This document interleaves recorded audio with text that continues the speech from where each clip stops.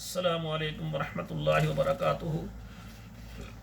کتاب و حکمت یوٹیوب چینل پر آپ سے مخاطب ہے پروفیسر قاری عبدالمنان زیغم۔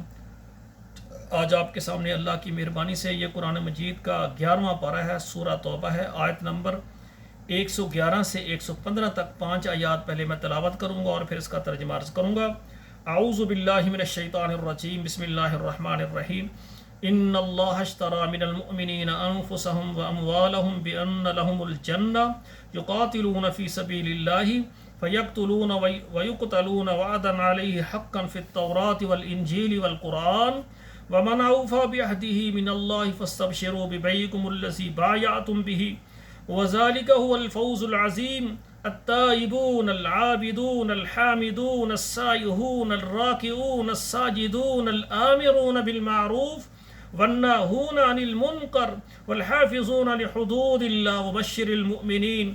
ما كان للنبي والذين آمنوا أن يستغفروا للمشركين ولو كانوا أولي قربى من بعد ما تبين لهم أنهم أصحاب الجحيم وما كان استغفار إبراهيم لأبيه إلا عن موعدة وعدها إياه فلما تبين له أنه عدو لله تبرأ منه إن إبراهيم لأواه حليم وما كان الله ليضل قوما بعد إذ هداهم حتى يبين لهم ما يتقون إن الله بكل شيء عليم۔ اب ترجمہ سماعت فرمائیں۔ ان اللہ اشتری من المؤمنین انفسهم، بے شک اللہ تعالیٰ نے خرید لی ہے مسلمانوں سے، مومنوں سے ان کی جانوں کو، واموالہم اور ان کے مالوں کو، بان لہم الجنہ اور اس کی قیمت جنت بنا دی ہے۔ سبحان اللہ، یا اللہ ہم خوش ہیں تیرے اوپر۔ یقاتلون فی سبیل اللہ، وہ اللہ کے راستے میں جہاد کرتے ہیں، فیقتلون ویقتلون اور وہ قتل کرتے ہیں اور خود مر جاتے ہیں، شہید ہو جاتے ہیں۔ وعدن علیہ حقا فی التوراۃ والانجیل والقرآن، اور ان کے لیے پکا سچا وعدہ ہے، اللہ کی ذمہ داری ہے جو کہ درج ہے تورات میں، انجیل میں اور قرآن میں۔ ومن اوفى بعہدہ من اللہ، اور جو اللہ کے اس وعدے کو پورا کرے گا، فاستبشروا ببیعکم الذی بایعتم بہ، تو اس کے لیے خوشخبری ہے کہ جو اس نے بیع کی ہے یہ اللہ سے۔ وذالک هو الفوز العظیم، اور یہ بہت بڑی کامیابی ہے۔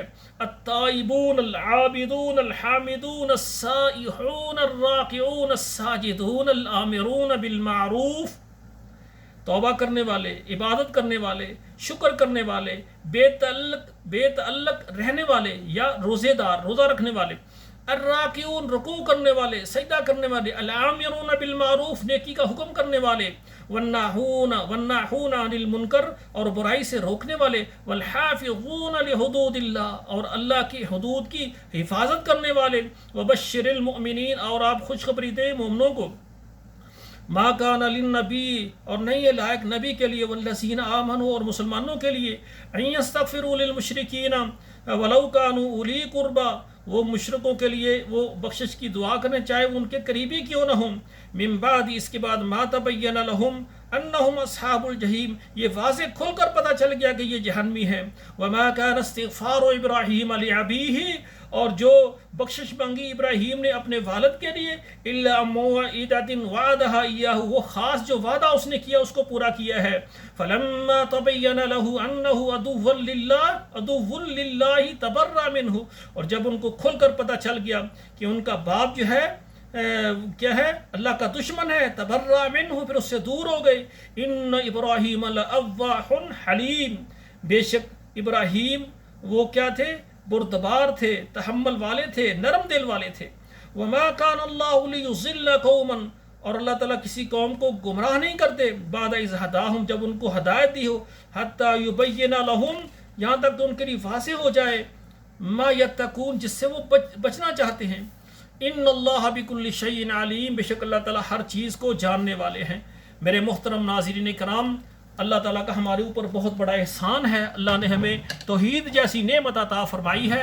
تو الحمدللہ اللہ کی مہربانی سے میں اسلام آباد کے اندر ایک بہت بڑا ایک ادارہ جس کا نام محمد الرسول اللہ ایجوکیشن کمپلیکس بنانے جا رہا ہوں، اور اس کے لیے الحمدللہ اس کے اندر ایک بہت بڑی جامع مسجد خاتم النبیین بنائیں گے، اور اس کے لیے اللہ کی مہربانی سے میں نے 10 ایکڑ جگہ لینی ہے۔ جو بھائی مجھے بیرون ممالک سے، پاکستان سے، عرب ممالک سے اور یورپ سے دیکھ رہے ہیں، جو اس ادارے کے لیے 5 مرلے 10 مرلے 1 کنال 2 کنال 1 ایکڑ جگہ لے کر دینا چاہیں اور اپنا گھر جنت میں بنانا چاہیں، وہ میرے ساتھ رابطہ کریں. اور اسی طرح اس کی عمارت کے لیے اور اس کے ماہوار اخراجات میں جو حصہ ڈالنا چاہیں وہ میرے ساتھ ضرور رابطہ کریں.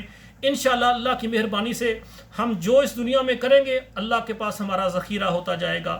ہم چاہتے ہیں ایسا عظیم ادارہ بنائیں جس میں بچوں کو پہلی سے میٹرک تک سکول کی تعلیم ہو، 7 دینی تعلیم، دینی مسائل، نماز جنازہ، قرآن ترجمے کے ساتھ، ناظرہ قرآن، شعبہ حفظ تجوید کے ساتھ، یہ سارے ادارے اس میں قائم ہوں. ہمارے بچے ڈاکٹر انجینئر بنے، ہماری بیٹیاں جناب ٹیچر بنے، وہ لیڈی ڈاکٹر بنے، ان کے سینے میں اللہ کا قرآن ہو، ہماری بیٹیوں کو سورہ نور کا پتہ ہو اور حجاب کے ساتھ اپنی ڈیوٹی کریں، اور ہمارے بیٹے وہ جس فیلڈ میں بھی جائیں ایمانداری کو نہ چھوڑیں، اللہ سے محبت ہو، ملک پاکستان سے محبت ہو، والدین اور اساتذہ کی محبت ان کے دلوں میں کوٹ کر بھری ہو.